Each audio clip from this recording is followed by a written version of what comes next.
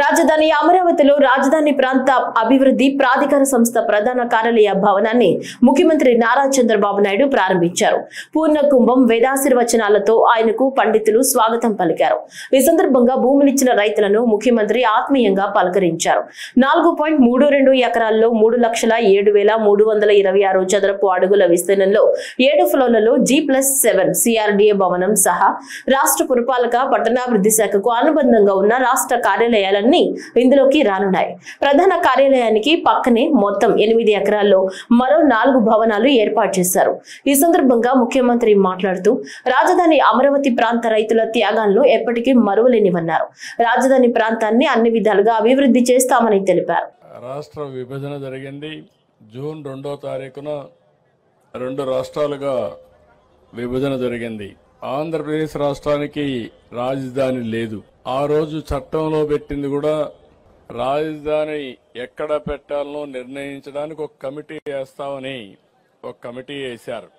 అక్కడి నుంచి మనం కూడా స్టార్ట్ చేసాము ఎట్లా కట్టుకోవాలని.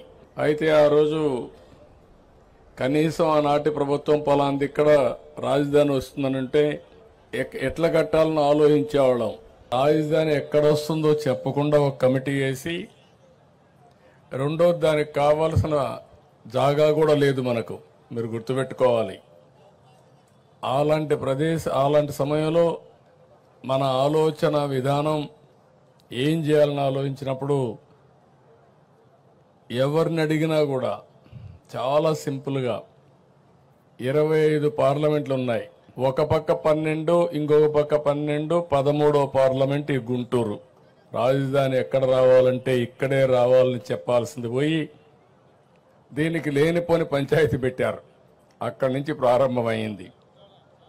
ఆ సమయంలో నాకైతే అసెంబ్లీలో కూడా ఎక్కడ రాజధాని పెట్టాలంటే లేనిపోని సమస్యలు క్రియేట్ చేసి ఎవరెవరు మా ఊరికే కావాలనే పరిస్థితికి వచ్చారు.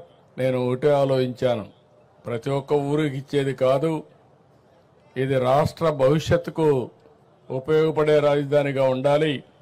అందుకే నా నిర్ణయం ఆ రోజు దీనికి సరైన ప్లేస్ వచ్చి విజయవాడ గుంటూరు మధ్యలో అని చెప్పి నిర్ణయం చేశాం మొట్టమొదటిసారిగా.